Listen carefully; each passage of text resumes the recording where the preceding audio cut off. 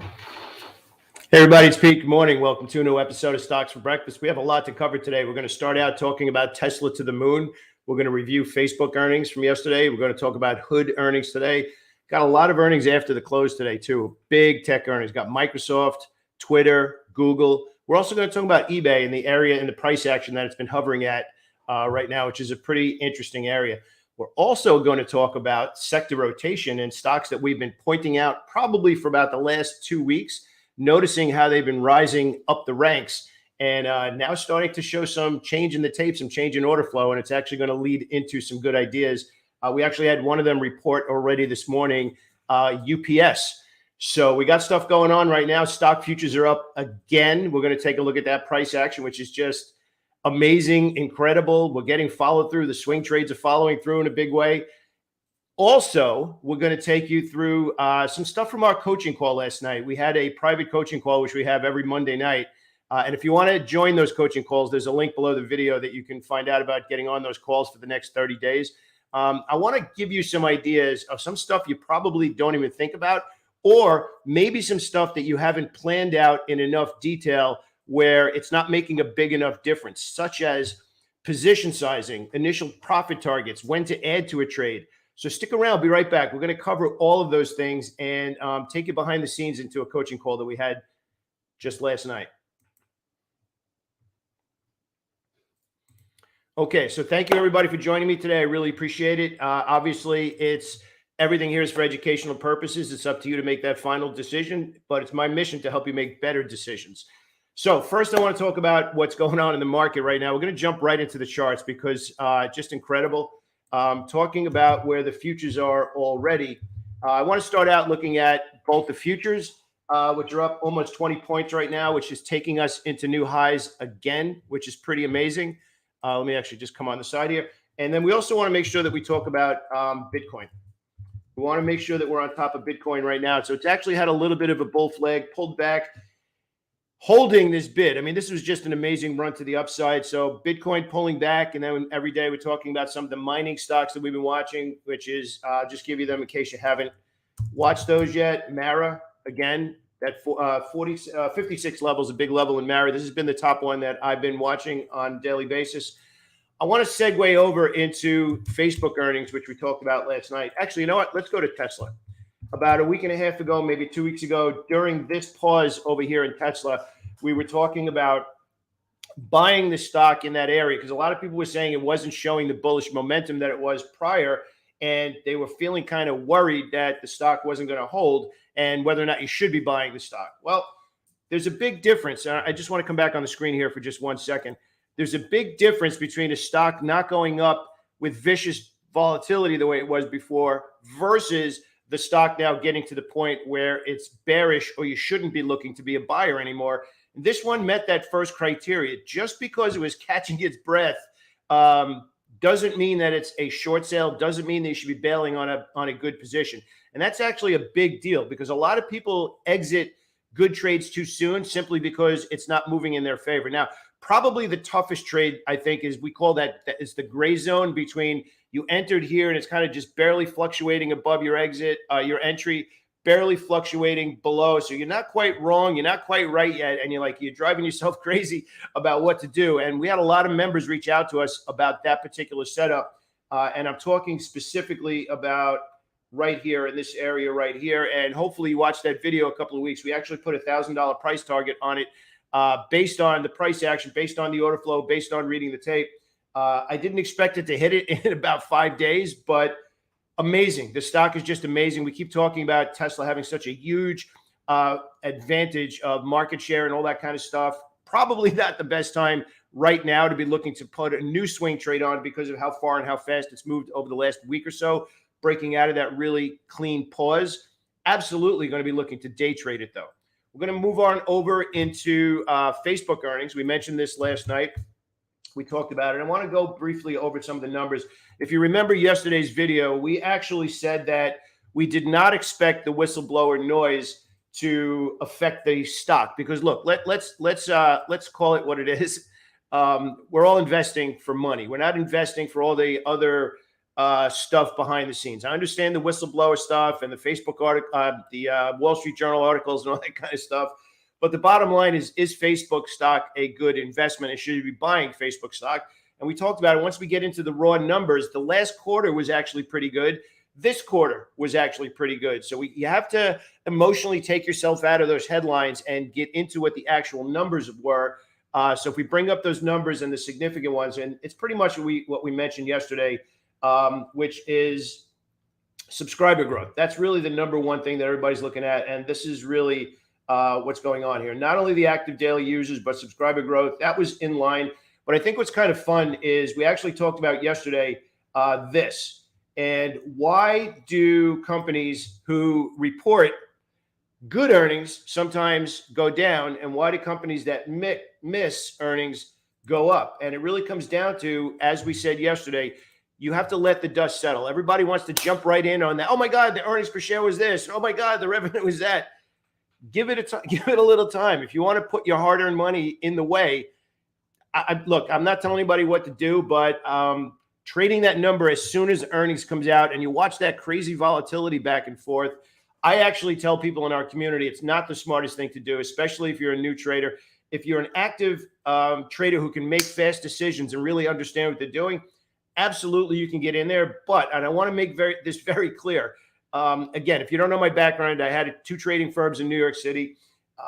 It's not the smartest thing in the world for somebody who's a brand new trader to be trading earnings after hours. You don't have an understanding of liquidity yet. You don't have an understanding of placing orders and making fast decisions yet.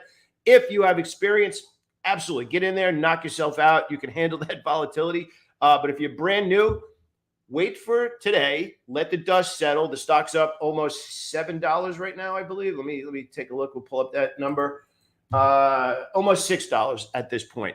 So now we know that we need to now we do the tape reading. We see, do we get follow through? Remember, a lot of what we talk about is order flow, tape reading, and risk reversal. Risk reversal now is first waiting for that number to come out, letting the dust settle a little bit like we saw in the financial stocks last week. And now we'll see if it's going to hold the bid. But more importantly, if I make this just a little bit bigger for you, we've been working this stock for a while. You can see this was the last earnings report over here, and it was actually doing okay prior to the earnings. All right. Now we're starting to work this chart a little bit, and you can see the level that matters to us is here, right? We need to get above. This is where we broke, and this is actually the box. If you remember Nicholas Darvis, how he made $2 million in the stock market, he drew boxes. Stocks went into certain levels. So now we're seeing the stock trade up to 334. To me right now, and again, let's just call it what it is, and we're going to use yesterday's chart as an example. This is what we're looking for today. So when Facebook stock opens today, we're looking for that to happen. So obviously 334 is where it is. So I'm looking for 336, and I'm looking for today's first print of the day to hold. That's the big deal, okay? That is the big part of what we're going to be looking for today. So we get a lot of questions about how do I trade that stock? And obviously I can't go into too much detail because it's 7:30 in the morning. There's a lot of conditions that change when the market opens. That's what our community is all about. But I wanted to give an outline of some of the things. But I think just as importantly is we're going to keep having that conversation about why do stocks report, some go up, some go down immediately based on what appears to be obvious numbers. And it just simply means that you're going off of that top line number and you're not digging in enough.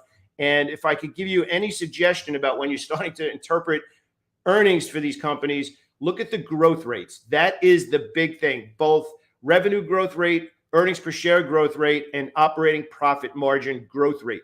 Those are what we're buying into because those growth rates are what the raw numbers give us the growth rate, but the raw numbers don't tell us enough. I'll give you an example. IBM, again, they actually did what was expected from a growth rate perspective, but the stock got hammered because that's it. They didn't exceed what was expected. So that's a big deal too. So we're going to get into a bunch of these. All right. I just want to say good morning, Barry. Good morning, pal. Good questions on last night's coaching call. Excellent. I'm going to get into the coaching call in just 1 second. Let's see. Sal Fraga, good morning. Wishing everyone a great trading day. I wish you the same thing, Sal. Thanks so much for joining us here today. UPS. Yes, actually, Ivan, we're going to talk about UPS in just 1 second. And we got Ivan and Ruby. Good morning, Ruby and Weldon. Good morning, pal. So I wanted to take everybody behind the scenes for 1 second. I wanted to just walk you through some of the stuff that we covered in last night's coaching call. And I'm actually going to make this, let me see if I can make that a little bigger. You should be able to read that now, right? So here's the biggest thing that I want to get across right now for this, okay? A lot of people don't understand sometimes what they don't know. And that's a big deal because, hey, Simon, good morning. Getting to the point where you are eliminating mistakes immediately vaults you to a different level in your trading. So I just want to cover, I can't go into detail, but I want to give you some ideas to think about that will make trading simpler for you. That is the big deal. I'm going to get into Robinhood just 1 second, but this was last night's coaching call. This is a sample of the stuff that we talked about. You can see here the call was actually 1 hour and 21 minutes. That's actually one of our shorter weekly coaching calls. They're usually at least 90 minutes, but I want to walk you through here. We actually talked about first thing, question came up about having a trading checklist and whether or not you should do that. Here's the challenge with the trading checklist. And I actually had a lot of conversation about this last night. That one question last night turned into a half-hour conversation in the community last night. And it comes down to this. I am all for having checklists because remember, all the time, we need to know what a perfect trade looks like, and then you need to work away from what a perfect trade looks like. And perfect is up here, and you know how to manage that trade because everything's lining up great. What happens when you start to move away from perfect? And again, we'll keep using driving as an analogy. You got wide open road and then stop and go, and then it's raining and then it's snowing and everything changes, right? Having a trading checklist gives you an idea of what perfect is, but to separate yourself from somebody who's struggling and can't make a decision to somebody who is acting as a trader, you need to be able to have decision-making capabilities when it's still a good idea, but not perfect. And I'm going to give you an example. How many of you right now, just type in yes if this has happened to you. You had a stock in your watch list, and whether you're a day trader or a swing trader, it doesn't matter. It was in your list. Everything looked perfect, and the market opened, and the stock just looked like crap. It did nothing that you expected it to do, or you went into the week, you wanted to be swing trading that stock, and on Monday, it didn't do anything. Then, half hour later, 45 minutes later, if you're a day trader, you look, and the stock's up $3. But you took it off your list because it wasn't doing exactly what you wanted to do right at that moment, because it wasn't matching your perfect checklist, right? It didn't check off all the boxes in the checklist. Or you're swing trading, and like 3 days later, it's Wednesday afternoon, you're like, oh my God, I missed the stock, it's up $10 because it didn't meet everything in your checklist. If you want to elevate yourself to the next day, to the next level of your trading, you need to understand there's a difference between the perfect conditions and whether or not short-term order flow is matching long-term order flow. So in other words, is it a buy versus is it a buy right now? And you need to understand how to read the tape of when that changes. I know that's a lot, but I'm going to tell you right now, that's the difference between somebody who's struggling and looking for the absolute perfect candlestick versus somebody who is managing trading, adding to positions, working positions, adding, removing, taking profits, staying away from ideas. That's trading. Chart reading is what to look at. Trading is how to make money. Keep that separation. Next thing we talked about, I want to work down the list about it. Saturation plays is something we can't talk about because that's kind of a private thing. But what I do want to walk you through is you need to understand when you're watching price action, saturation plays alone, the price action of saturation plays keeps you out of what we call melted candles, keeps you out of when there's no obvious tape, when there's no obvious order flow. And you'd be surprised how many people want to trade in the middle of nowhere. Next, and this is an important one, a bullish U-turn versus a bottoming tail. We had a question last night where my answer to this person was blunt. Stop overthinking it. The perfect candlestick is not going to make or break whether you make money this month as a stock trader. It's the idea. The quality of the idea is the real risk in the trade. The better ideas you put together, again, the 3 pillars, stacking the order flow, tape reading, and risk reversal. The better job you do of putting together ideas, that's where the money made. The perfect bottoming tail, the perfect bull flag, that's such a small part of trading. The idea is where the money's made, all right? Walking down, spotting a profit-taking day. We talked about this yesterday.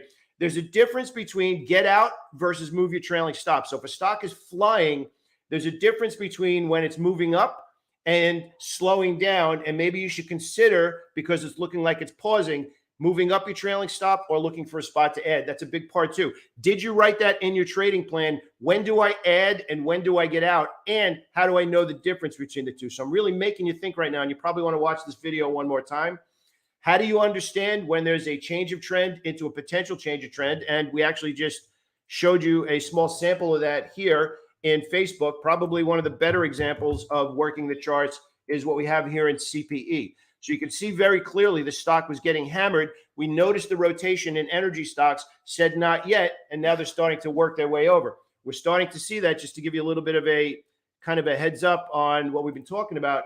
Even though the industrial stocks are kind of stuck in the middle right now, industrial stocks are starting to perk up, and now they're getting into our attention, where you can see here UPS up almost 4.5%, $9. So remember, we've been talking about industrial stocks and basic material stocks for about 2 weeks now, prior to them starting to see these turnarounds. This is why you need to track the order flow every single day and sector rotation. It's where the easy money is hiding in plain sight. So I want to keep going. All right. Again, moving averages, best practices. Do we use them? Yeah. Are they a big part of what we do? They're really more secondary indicators. Price and volume is everything. Keep it simple. Everything we talk about is keeping it simple. I'm giving you what happened in last night's coaching call because I want you to think. I want you to think, are you making trading too difficult?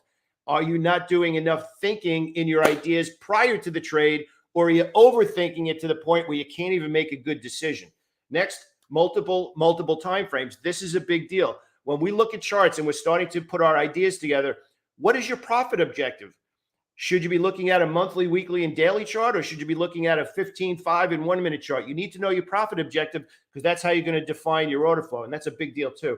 Next, this is critically important. We had an entire discussion about your stop loss, your initial profit target, and then what happens after your initial profit target is hit. This is a huge mistake that people make, where that's my profit target and I'm done. No, see what's left in the trade. Don't get out of a trade that's working. If it's continuing to work, gets all the way up to your profit target, then we shift over into what we call the profit maximizer to see what's available. Now, this is a big mind game that people have with themselves, where you have this unrealized profit and you're afraid to make more. You're afraid of that unrealized profit dwindling away a little bit, when you should be looking for, this is doing exactly what I want it to do. Now I need to hang on to this thing and see what else is left on the trade. Finally, and this is probably one of the things that most traders never give thought to, and it's what separates break even from going to the bank every month. Think about that. Break even, going to the bank. Break even, going to the bank. This last part. How should you add to a winning trade, and when should you add to a winning trade? Do you have in your trading plan the exact price action and the exact conditions between the market, the sectors, the industry groups, and the stock you're in, to know exactly when to add to a winning position and how to manage that winning position to maximize what you make on that one trade? And think about this, and this is just a fact. So many traders obsess over, oh my gosh, I can't take a losing trade. I hate losing trades. That's bull. Losing trades are a part of an edge in any business. What you're missing is making more in your winning trades. Think about this if you're running a business, which you are. If you have a trading account and you actually have money in it, you're running a trading business. Would you obsess over paying the electric bill if your company's making a fortune? Of course not. But for some reason, traders are afraid to take losses. They let losses become bigger than they're supposed to, when that doesn't matter. Take your losses, keep them reasonable, and focus on the other side of the equation, which is what we just discussed. When you have good ideas and they're following through, it's not about the losses you should be focusing on. Those are easy. There's the stop loss. You're getting out. It's the other side of the trade. When it's a winning trade, are you making enough so that your company is making so much money that paying that electric bill, paying your employees, those are just parts of running the business that don't matter, because you have all these other profits. Focus on order flow, reading the tape, and understanding how to make more on your winning trades. That is the key to trading. It's not about the losses. If you're still holding losing trades, if you're trying to bottom fish and stuff's going straight down and you look, stop that. You'll immediately become a better trader when you start taking your losses exactly where you said you were going to, and you stop taking the trades that you know deep down in your heart that you should not be taking. Get to the other side of the ledger, then the next part is understanding how to make more on your winners. That's just the stuff that we covered in last night's coaching call. Just last night. These are the kind of things that we talk about every day. So if you want to snapshot that, you can snapshot that to give everybody an idea of understanding just some of the things that you should be talking about in a deeper and deeper and deeper thought process. Now, trading doesn't need to be complicated, but trading needs to be structured. That's the big thing. You need to know, if this, then I'm doing this. If this, then I'm doing this. When you get to that point, trading becomes a lot more fun because you're no longer guessing. You're no longer overwhelmed. You're no longer confused because you know exactly what you're going to do before you need to do it. So again, this was just last night's coaching call. If you want to get on the calls for the next 30 days, click that link below the video and you'll learn how to do it. Oh, by the way, if you get some value out of these, please do me a favor, smash that like button and hit subscribe. I would really appreciate it. Okay. Let's see. Hey, Joe Toothman, how's it going, man? Nice to see you here. Napoleon, good morning. Yep, exactly. Disney actually is popping up there as well. Let's see about trend lines and price action. Actually, we have our own videos. Search our videos. Go to the top. We actually have a really, really good video on trend lines, Alvaro. That's probably the best source because it's actually new content. Okay. There was a question in here I just wanted to answer, and then we're going to start getting into Robinhood. Let's see. This is a good question. What times of day do you put on your day trades? Primarily market open, market order. It's not a time of day. Actually, that's a good question. First of all, how early you trade when the market opens, it has to be dictated by you. Have you been trading for 5 minutes, or have you been trading for 5 years, or have you been trading for 10 years? You have to put that into the equation. Look in the mirror and say, can I handle that opening volatility? If the answer is yes, we trade within the first 10 minutes of the day. Of course we do, because as we say every single day, and Minvai is here. Minvai knows this. Simon knows this. Barry knows this. Anybody who's in our community. All right. You know this because we talk about it every day. The hard work of trading is before the market opens. So how the market is reacting after the market opens, you already know. If you're in our community, you've scripted out what you plan to do before the market opens. We trade as soon as the market opens, usually within 10 minutes, maybe 15 minutes. But then the rest of the day is completely dictated by what? Price action and volume. If it's busy, we're trading our butt off. If it's not busy, we're looking at pictures of Sari's cat and her new puppies and whatnot. Our job is to make money when there's something to do. If there's nothing to do, or if it's really tight, don't give me that garbage that there's always something to do. That's not professional trading. Professional trading is you put your money in harm's way when the odds are stacked in your favor, not simply because the market's open. It's a good question, but again, got to think a little bit deeper. When should I be putting my money in harm's way? That's a big part of the question. All right. I want to jump now because we obviously talked about heading into the day, talking about Robinhood, and we're going to look at Robinhood. So the earnings numbers are going to be very difficult based on a lot of what we've been talking about recently for quarter over quarter, because it's only had one. This is actually going to be its second one. It reports after hours today. The bottom line is this. The big question for Robinhood right now is what's known as payment for order flow. The SEC has been talking about looking into that a little bit deeper. I don't think anything's going to happen. I think it's a lot of noise because that's how a lot of brokerages make their money, where they're buying and selling stock out of their own inventory. They're selling the orders. It's a part of Wall Street. I don't think it's going to change, but it is something to pay attention to if you are keeping an eye on being an investor in Robinhood. But looking at the numbers right now, the stock really hasn't moved. So do we have any kind of a head start on what the stock is doing? No, the stock really hasn't moved at all since last earnings quarter. So we really can't go into it saying it's priced in already or anything along those lines. There's no good news. There's no bad news. This is really a different situation. So if you think about what we're talking about, we know the numbers. We're looking at the percentage rise. Now, we're only looking at one quarter. So we're looking at the growth rates just from last quarter. So if things come out and happen after the market opens, when the numbers come out after the market closes today, take a step back, breathe, and say, what are the numbers compared to what they did last quarter? Be a professional and say, okay, if the numbers were $1.16, a loss of $1.16 last quarter, what is the growth rate for that now, and what was expected? It's what was expected that matters. But if we just take a look at the price chart and we do a little bit of a deeper dive into what the price action looks like, we have been sitting here. We're kind of just basically hibernating right now. There's not really that much to do, but it looks like over $42 is a significant number. So I'm looking for the growth rates, and I'm looking to see if it opens and trades above $42. Now, am I going to trade it after hours today? I'm not. I'm going to let the dust settle, very similar to what I'm looking at in Facebook today, exactly the way I talked about it at the start of today's call. Now, we do have a lot of other earnings coming out today, which are pretty significant. There's a big list, but I think Microsoft, Twitter, and Alphabet, otherwise known as Google, are probably the bigger ones coming out after the market. But I want to talk about here, okay? Healthcare, as we mentioned 2 times, yesterday and last Thursday and Friday, the XLV starting to perk up. United Health has had some really good buying pressure. We're actually going to look a little bit deeper right now into industrials and basic materials. And this is kind of an interesting one because basic materials was actually near the top of the list last week, and we kept it in our rotation to watch. Yesterday, a lot of those stocks reversed and found some buying. So I want to walk you through industrials and basic materials and give you some ideas of some stocks to be keeping an eye on today. All right. So I'm going to go right back over.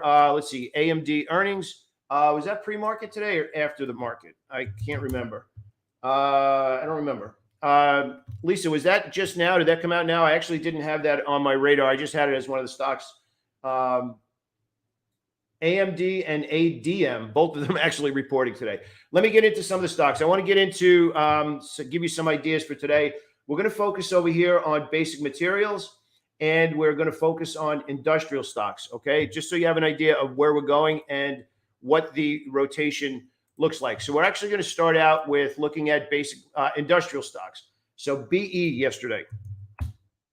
Okay, BE, big price action yesterday. Now, is this a trade right now? Well, BE just had a rocket move higher, but it just moved higher into an area where sellers keep shoving this stock down. So now we have to pay attention. It got right up to that level and is stuck above 28, which are about 50 cents away, has a lot of room to go. We're talking about all the way up to 46. Remember, we talk every day about a push and a pause. We have a breakdown, a pause, and a push, and now another pause. So if we break this down and we start looking at drawing, as we keep talking about working these charts, this is the move to the downside. It accelerated to the downside. That's where the trend broke. So now this stock, ZIM, above 51 is the area we're going to be looking at. And you can see it's actually pretty close, looking for a target up near 62.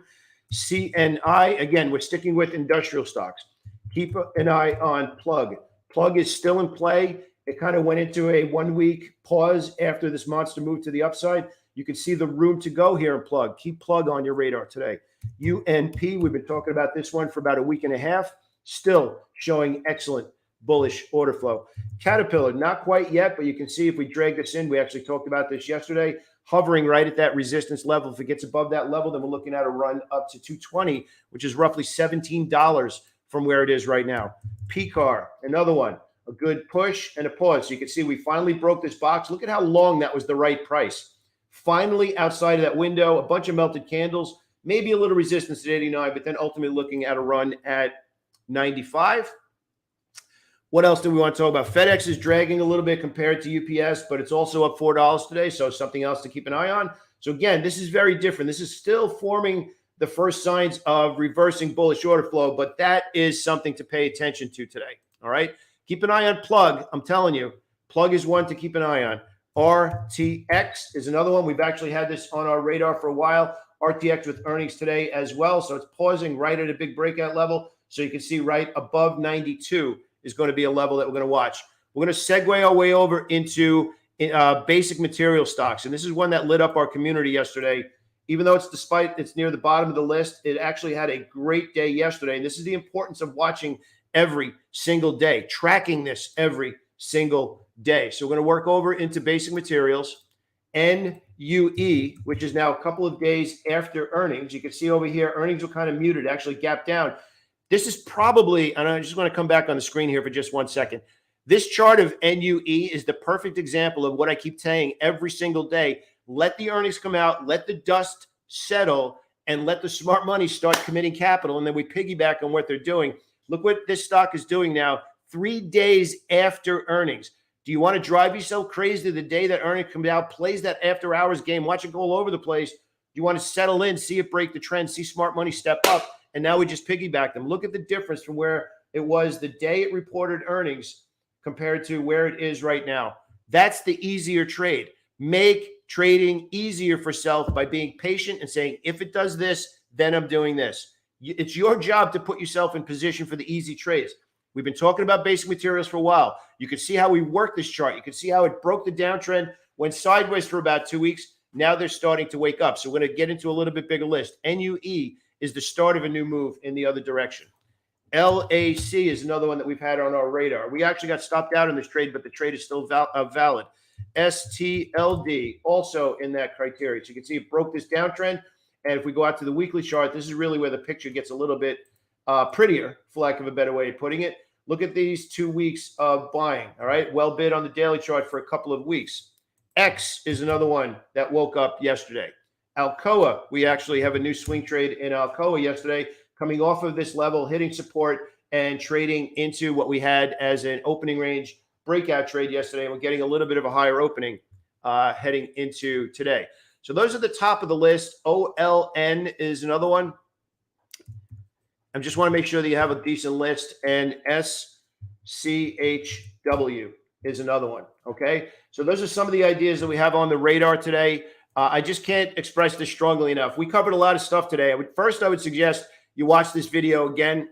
If you didn't happen to snapshot, I'm going to put this back on the screen. I want you to snapshot what we talked about in our coaching call last night. So if you can grab that in 1 second, I just want to inspire you to be thinking through some of the things that you're doing right now and whether or not you're making things too hard on yourself, or are you not thinking deeply enough into the point where you actually created a game plan, know exactly what you're looking for, and then trading after the market opens becomes easy because you already have it scripted out.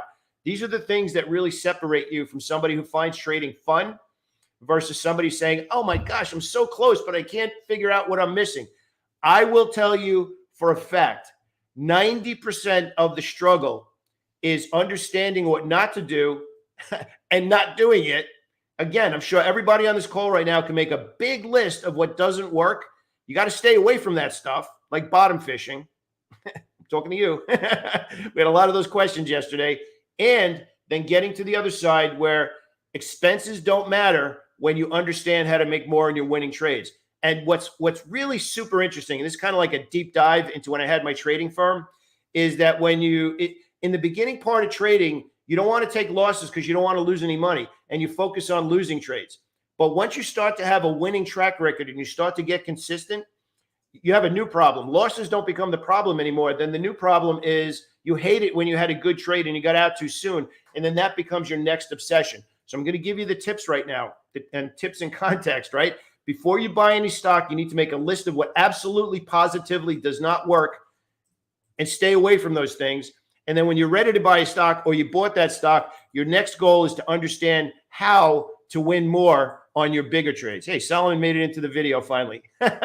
So again, we talked about everybody watching our coaching call, and I'll just show you this one more time. If you want to attend the coaching calls for the next 30 days, click the link below the video and find out how to attend for the next 30 days. Please do me a favor. If we got some value here, click that subscribe button and the like button. I'd really appreciate it. I actually have to head over into get ready for our morning game plan with the boot camp. Have an awesome day, everybody. Keep an eye on Facebook today. At the beginning of today's video, I gave you the line that I'm watching and the price that I'm watching. We're watching UPS and a bunch of earnings after hours today, including HOOD. Looking for that to get above 42.50 before I start to get involved. All right. Have an awesome day, everybody. I will speak to you soon. Thank you so much for joining me. I really appreciate it.